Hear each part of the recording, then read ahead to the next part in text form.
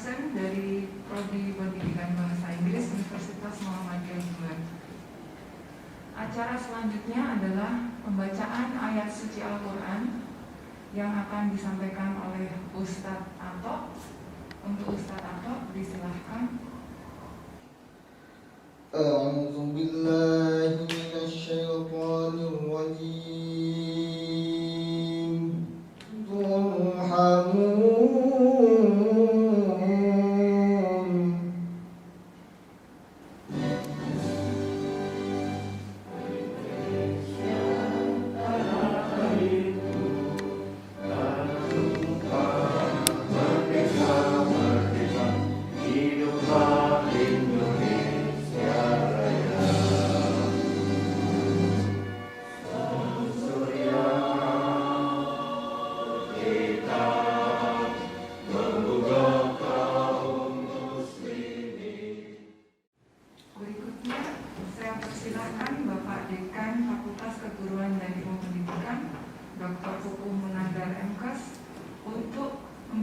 Dan sekaligus membuka acara fokus group discussion dengan tema revitalisasi dan redesain kurikulum Prodi Pendidikan Bahasa Inggris.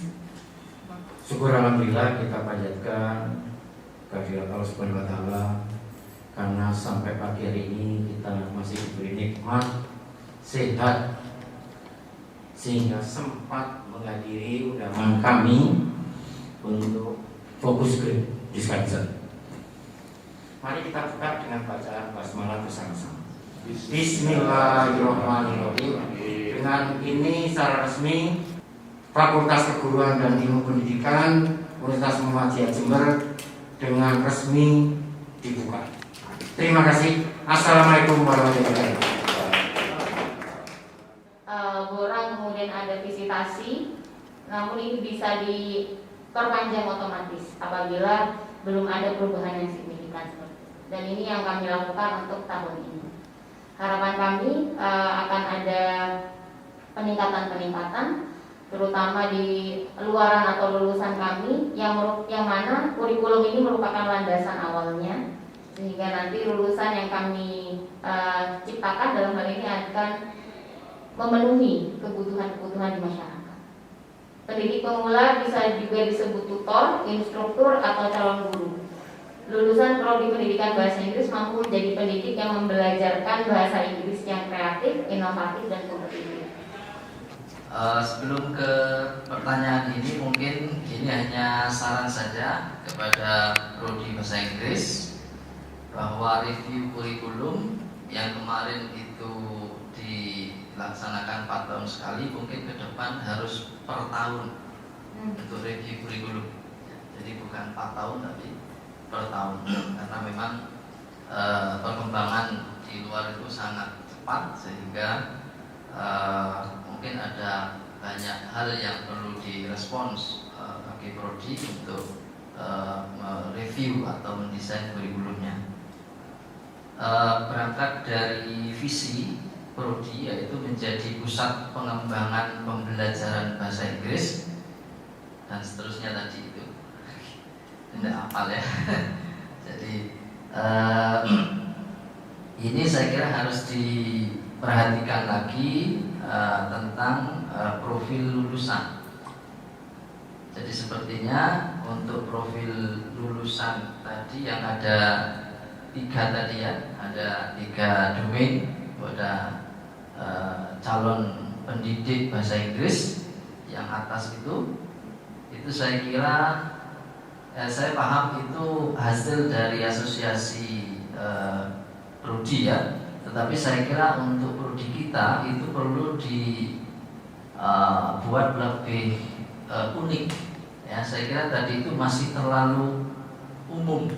Jadi profil lulusan sebagai calon pendidik bahasa Inggris yang apa tadi ada, saya kira kita perlu memikirkan dan memilih kompetensi yang unik dari prodi bahasa Inggris kita.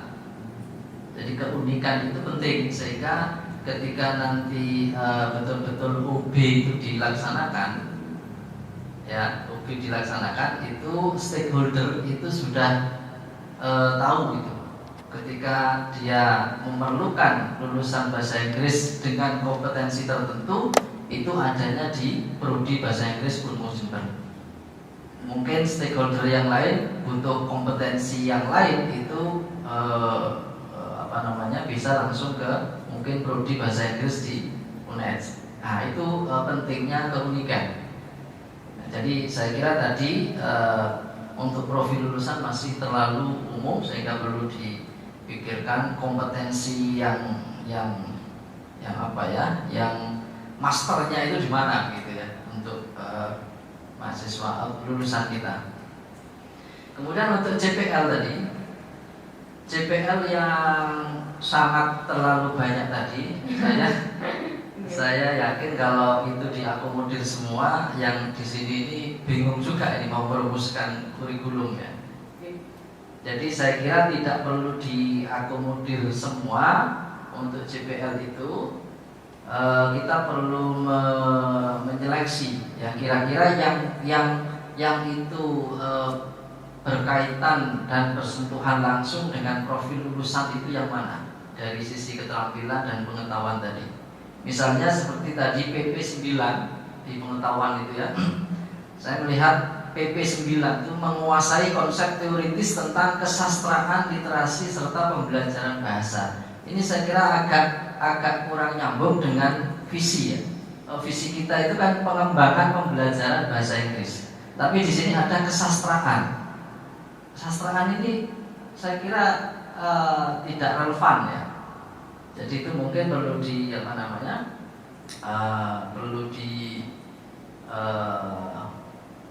kalau bisa ya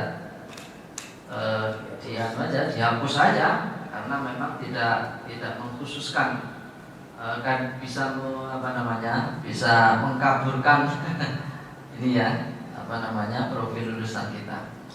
Ya, itu mungkin beberapa yang sempat saya cermati tadi tentang pengetahuan. Mungkin masih ada yang lain yang itu sebenarnya kurang relevan dengan profil lulusan kita, itu diabaikan saja. Kemudian untuk MBKM, bagi saya mungkin prodi tidak terlalu kaku ya menyikapi MBKM, karena bagi saya MBKM ini hanya seperti gerakan sporadis saja.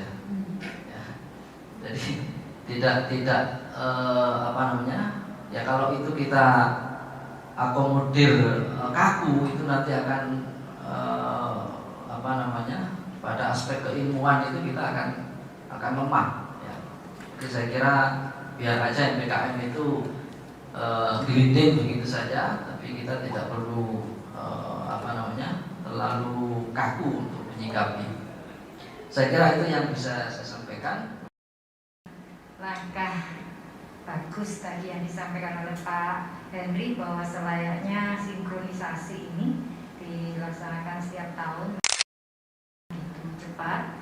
Bahkan seringkali kebijakan-kebijakan pemerintah turun langsung ke lapangan, tidak melalui birokrasi yang panjang sekarang ini, karena eranya sudah sedemikian cepat dengan IT, sehingga perubahan-perubahan cepat itu juga harus diadaptasi sedemikian rupa agar supaya alumni kita tetap menjadi yang dicari di lapangan. Kemudian yang berikutnya tetap sesuai ya, memenuhi harapan atau kepuasan pelanggan, karena produk kita nanti penggunanya adalah para sekolah, perusahaan yang bergerak di bidang tadi public servicer ataupun dunia wirausaha. Bahkan kalau di SMK sudah mengenal BMW, yaitu lulusannya disiapkan untuk bisa B bekerja, M melanjutkan ke perguruan tinggi, dan W berwirausaha. Oleh karena itu mengadaptasi kemajuan di SMK itu dengan standar kelulusan terkini tahun 2021 yang sudah dirilis oleh pemerintah, maka nanti kita di mata kuliah juga harus menata sedemikian rupa bagaimana lulusan kita bisa memenuhi harapan BMW tersebut. Jadi ketika lulusan mengajar di SMK itu bagaimana bisa lulusan kita atau alumni kita ini bisa juga berbicara ya di situ untuk bisa mengadaptasi PNB tersebut. Itu yang terkini. Yang kedua, mengingat kebijakan juga yang terkini bahwa bahasa Inggris di SMK itu sebagai mata pelajaran yang aplikatif begitu ya, yang mendukung kompetensi keahlian atau jurusan, dan sudah mulai diaplikasikan di lapangan bahwa bentuk pembelajaran bahasa Inggris maupun mata pelajaran yang bersifat umum yang lain itu diintegrasikan melalui tema-tema ataupun kompetensi keahlian yang berlaku di satu sekolah, sehingga pembelajaran terintegrasi tematik sampai dengan kalau di bahasa Inggris sudah terkenal dengan ada ya pembelajaran khusus yang terintegrasi, sehingga nanti siswa atau guru diperkenankan untuk mendesain kurikulum sedemikian rupa yang bisa terintegrasi, sehingga dari sini dibutuhkan keterampilan lulusan kita bagaimana mendesain kurikulum dengan berbasis tematik terpadu dengan memasukkan unsur bahasa Inggris di sana. Jadi English for ISP-nya tadi mungkin kalau tadi hanya sekedar dan itu pilihan, mungkin sekarang lebih wajibkan. Ya, dikuatkan. dikuatkan lagi gitu. Dan juga mengadaptasi standar kompetensi guru yang sekarang melalui model kompetensi yang terkini, bahwa di PPG juga mungkin dikuatkan itu untuk penggunaan literasi ya. Literasi. Jadi tadi Pak Hendri mengatakan untuk yang berbau sastra mungkin lebih dikurangi, tetapi setelah sastra saya lihat ada capaian pembelajaran yang terkait literasi justru itu dikuatkan, karena dengan menguatkan kemampuan lulusan kita dalam membelajarkan literasi ke siswa itu nanti akan punya kekhususan ya, dan itu sedang dicari. Mungkin dengan menguatkan pembekalan atau kemampuan mahasiswa atau lulusan itu terkait dengan literasi menjadi ciri khas tersendiri untuk alumni kita dibanding dengan universitas sebelah gitu kan. Kita jadi tadi mikirin brandingnya apa, jadi begitu menguat satu branding dari Unmu ini akan menjadi yang dicari kan. Kita cita-citanya meskipun swasta harus tidak menjadi pilihan kedua, mungkin jadi pilihan utama dari para lulusan kan begitu ya. Ini sedapat mungkin kita mencari harapan dan kebutuhan para lulusan SMA dan SMK, sehingga nanti akan memprioritaskan kita untuk kuliah di umum. Sementara itu yang bisa saya sampaikan. Kita juga perlu satu lagi ya, memikirkan atau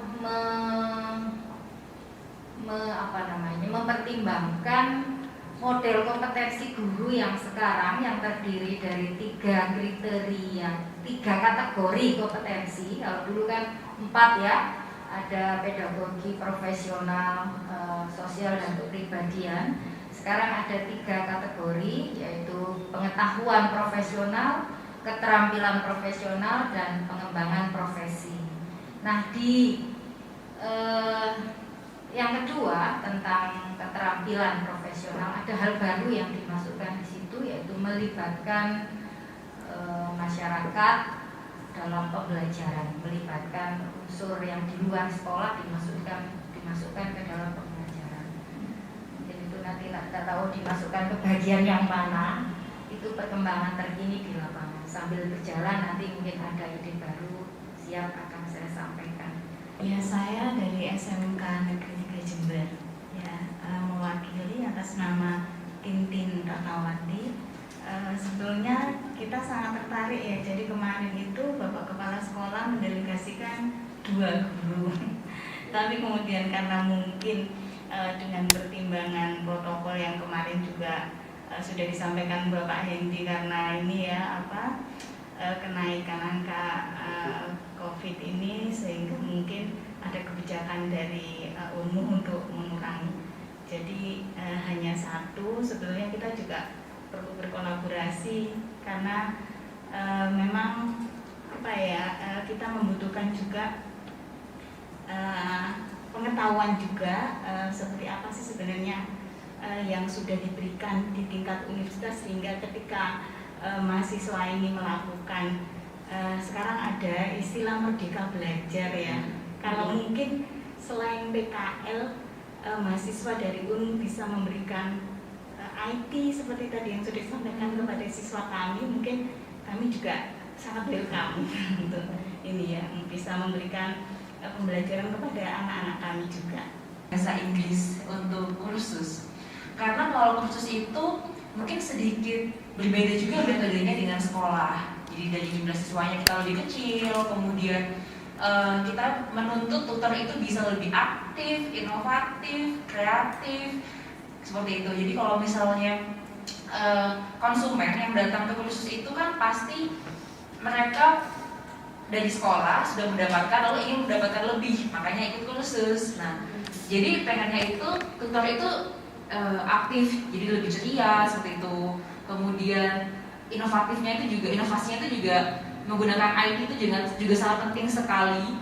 Meskipun luring ataupun daring itu tetap dibutuhkan. Jadi bagaimana tutor calon guru ini bisa terbuka dalam mempelajari, menghadapi bermacam-macam siswa. Bukan dalam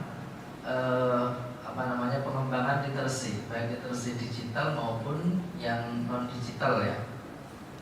Saya tidak tahu apakah itu nanti harus dipecah-pecah menjadi mata kuliah, beberapa mata kuliah begitu, atau memang mata kuliah yang ada itu saja tapi dirubah skimnya menjadi tadi yang sempat disampaikan oleh Bu Eka misalnya, kalau mata kuliah yang ini fokusnya ke ISP tapi yang apa gitu ya, areanya yang mana gitu. Jadi skim di mata kuliahnya saja.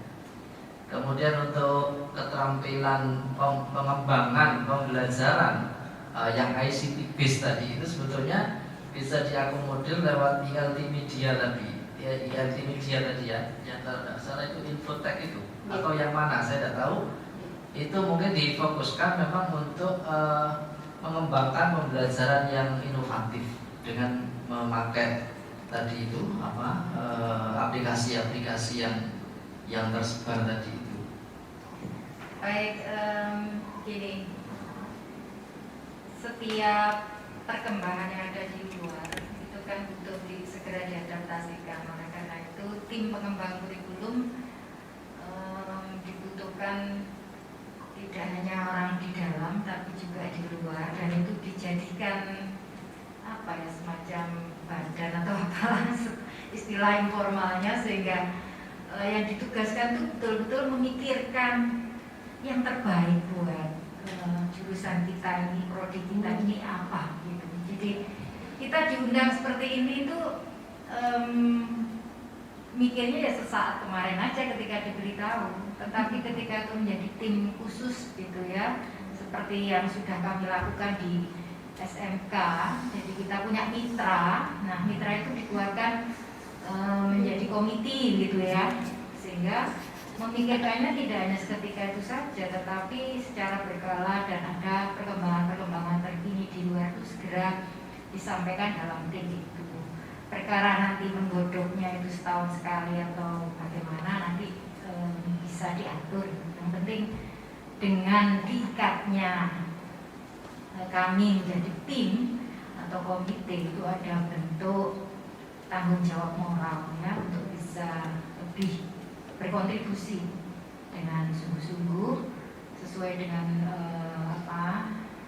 kapasitas kita. Itu yang saya harapkan yang pertama. Tujuan dari prodi terhadap mahasiswa-mahasiswa adalah menyiapkan mereka untuk siap ketika mereka sudah lulus dari prodi kami. Kalau kita bisa mengadaptasi, kita bisa beradaptasi dan menyesuaikan dengan kebutuhan di luar sana, alangkah sangat bermanfaat apa yang sudah kita siapkan, sudah kita berikan kepada mereka. Matur nuwun Bu Eka dan Bapak Ibu semua atas segala masukannya, idenya, kemudian hal-hal yang mungkin ada, kalau kita bilang bisa kritik ya Ibu, tapi kritik itu kritik yang sangat membantu kami untuk berkembang menjadi lebih baik. Jadi kita tidak merumuskan sendiri, kemudian dilakukan sendiri, dievaluasi sendiri, tidak begitu. Tapi sejak merumuskan itu memang ada pihak luar yang terlibat, begitu. Jadi mungkin ini perlu realisasikan itu. Apalagi nanti kalau ada sekarang akreditasi internasional, itu semuanya harus melibatkan pihak luar. Jadi bagaimana institusi dalam hal ini prodi itu bisa berkomunikasi dengan sebaik-baiknya dengan pihak luar. Nah, ini memang penting Bu Kaprodi. Sebenarnya memang kalau cara yang diterapkan di universitas adalah menggunakan tracer study gitu Pak, untuk evaluasi kurikulum. Namun sejauh ini kami masih belum bisa optimal menjaring masukan dari pengguna lulusan terutama karena ketika diberi angket kembali atau pengembaliannya masih minim, sehingga seringkali masukan itu hanya dari 2 atau 3 pengguna lulusan, yang mana memang sangat kami harapkan sebenarnya lebih banyak. Sehingga benar kata Bu Eka, jika sudah ada timnya atau setidaknya sudah tahu bahwa ini adalah tugas saya, maka tanpa perlu ada komando yang insidental seperti itu, sudah bisa lebih aware terhadap perubahan atau perkembangan yang muncul di luar, terutama yang kaitannya dengan prodi.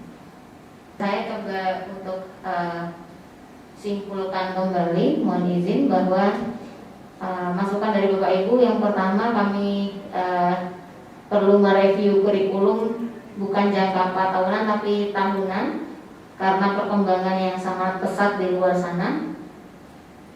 Kemudian juga tentang profil lulusan yang perlu diperhatikan agar lulusan dari prodi kami bisa memiliki identitas atau branding unik di luar sehingga menjadi kecil.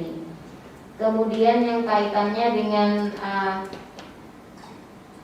kurikulum di lingkup sekolah perlu dikuatkan, terutama apa yang sangat berkaitan dengan pembelajaran menggunakan teknologi, karena saat ini mau tidak mau sepertinya pemerintah telah menjuruskan pembelajaran untuk ke sana karena kita lihat situasi pandemi yang tak kunjung berakhir, bahkan baru mulai tatap muka sepertinya sudah harus undur lagi begitu, karena ternyata yang tidak diinginkan terjadi. Kemudian tentang kemampuan guru untuk memahami karakteristik mahasiswanya, baik itu yang karakteristik psikologisnya, karakteristik lain-lain, agar mampu memasukkan pembelajaran yang bermakna dalam pembelajaran. Dan yang lain tadi sudah saya simpulkan. Yang terakhir juga tentang perlu memasukkan pemahaman tentang moderasi beragama pada mahasiswa, sehingga lulusan kita nanti ketika mengajar, baik itu di sekolah manapun sebenarnya perlu punya kompetensi ini sehingga bisa menjadi ujung tombak perdamaian gitu kan kita bilang. Karena bagaimanapun sekarang semuanya serba sensitif. Harapannya guru tuh bisa menjadi penengah dan bisa menjadi pendidik yang kuat, yang tangguh. Sepertinya itu saja untuk diskusi kita pada siang hari ini. Terima kasih Ibu Nur Kamila untuk paparannya, dan juga terima kasih para Bapak Ibu undangan yang sudah menghadiri undangan kami dan juga memberikan begitu banyak masukan, baik itu kritik maupun saran yang sangat-sangat bermanfaat bagi kami. Saya selaku moderator mengucapkan terima kasih yang sebesar-besarnya, dan juga sekaligus saya mohon maaf apabila selama acara ada tutur kata ataupun tingkah laku kami yang kurang berkenan di hati Bapak Ibu. Saya atas nama moderator dan juga pembawa acara di sini menutup acara fokus group discussion pagi ini.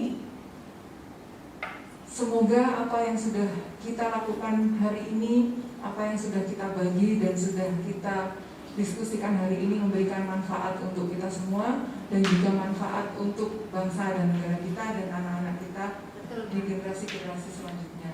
Terima kasih. Wassalamualaikum warahmatullahi wabarakatuh.